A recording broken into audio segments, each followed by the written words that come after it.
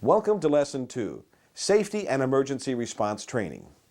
Now that you've completed general awareness training, you need to know how to react in an emergency involving hazardous material. In this section, we're going to follow the material presented in the North American Emergency Response Guidebook. This guidebook is designed primarily for use by emergency services personnel who may be the first to arrive at the scene of a transportation incident. When on the road, all drivers should have in their possession a copy of the guidebook and the shipping papers for the commodities being transported. These items should either be in the side door pocket or immediately beside the driver in an easily accessible location. This training session covers safety issues and how to properly use the North American Emergency Response Guidebook. By the end of this training, you will be able to understand the importance of safety when a hazardous material accident occurs, identify a North American guide number given a particular HM, proper shipping name, identification number or a placard, understand when authorities must be notified, and utilize the table of initial isolation and protective action distances. So here we go. Let's begin with safety precautions during a hazardous material emergency. Safety is everyone's responsibility. During an emergency, it is your responsibility, if you are involved in an accident or you arrive on the scene of one, to provide proper safeguards for your personal safety as well as others in the area. To do this, there are a number of precautions you must follow. Approach cautiously from upwind. Resist the urge to rush in. Others cannot be helped until the situation has been fully assessed. Secure the scene. Without entering the immediate hazard area, isolate the area and assure the safety of people and the environment. Keep people away from the scene and outside the safety perimeter. Allow enough room to move and remove your own equipment. Identify the hazards. Placards, container labels, and shipping documents are valuable information sources. Evaluate all information and consult the recommended guide to reduce immediate risk. This step of identifying the hazard will be covered later in this lesson. Assess the situation. When doing so, you should consider the following. Is there a fire, a spill, or a leak? What are the weather conditions? What is the terrain like? Who or what is at risk? Are people, property, or the environment at risk? What actions should be taken? Is an evacuation necessary? What can be done immediately? Obtain help. Advise your headquarters to notify responsible agencies and call for assistance from qualified personnel. Decide on a site entry. Any efforts made to rescue persons, protect property, or the environment must be weighed against the possibility that you could become part of the problem. Respond. By assessing the situation first, you now have the information in front of you to give the appropriate authorities to set in motion a predetermined response for that particular hazardous material. During your assessment, you must be able to identify the hazard and properly use the North American Emergency Guidebook to provide the proper emergency response. Familiarization of the guidebook will help keep the potential damage to persons, property, and the environment to a minimum.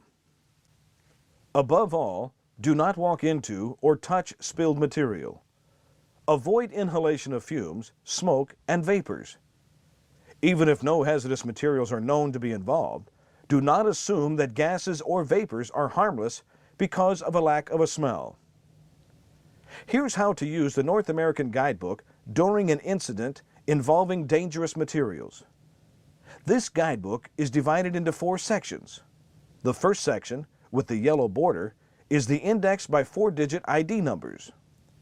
The second, bordered by blue, is an index of proper shipping names listed alphabetically. Both the yellow and blue sections are used to find the 3-digit guide number that is to be used in Section 3. Section 3, bordered by orange, is used for identifying the potential hazards, public safety precautions, and emergency response information. The fourth section, bordered by green, is the Table of Initial Isolation and Protective Action Distances. This section is indexed by the 4-digit ID number. Step 1 is to identify the material. When identifying the material, you are looking for its 4-digit ID number or its proper shipping name. This is done by finding one of the following: the 4-digit ID number on a placard, the 4-digit number on a shipping document or package, or the name of the material on a shipping document or package. Step 2 uses the 4-digit ID number or the proper shipping name to find a 3-digit guide number. If you have obtained the 4-digit ID number, you will turn to the yellow bordered pages of the guidebook to locate the 3-digit guide number. If you have the proper shipping name, you will turn to the blue border section to find the guide number.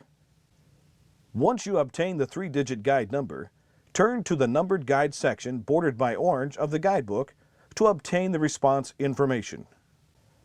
Note that in the first two indexes, the yellow and blue sections are highlighted entries.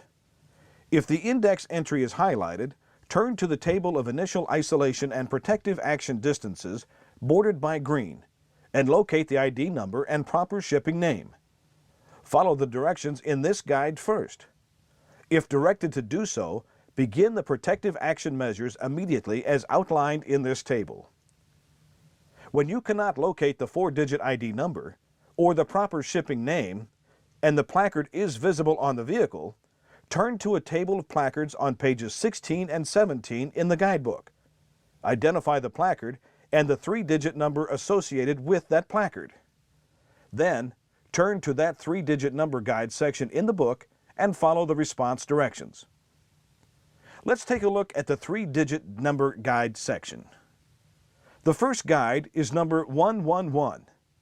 This section contains the basic precautions and hazards for mixed loads or unidentified cargo. This guide is also used for loads placarded dangerous. Dangerous goods contain 2 or more Table 2 commodities on a particular vehicle. Guide 112 covers most of the explosive divisions and classes. Although all the guides are laid out the same way, the information differs depending on the type of material. The first section on potential hazards is divided into 2 sections: fire or explosion and health. The second section is public safety. This guide specifies that the first responder should call the emergency response telephone number on the shipping paper first. If the shipping paper is not available or there is no answer, refer to the appropriate telephone number listed on the inside back cover of this guidebook. The inside back cover lists emergency response phone numbers for Canada, the United States, and Mexico. In the United States, there are 7 sets of numbers listed. For all contacts, there is an 800 number and an area code listed number. All except collect calls. These phones are staffed 24 hours a day by experts in hazardous material response. Required emergency response information must be available for use away from the package of hazardous materials. This information may be found on the shipping paper or in a material safety data sheet that accompanies the shipping paper. Material safety data sheets are available from material manufacturers, and an example is also included in your workbook. You have just completed Lesson 2. Stop the video now and take Test 2.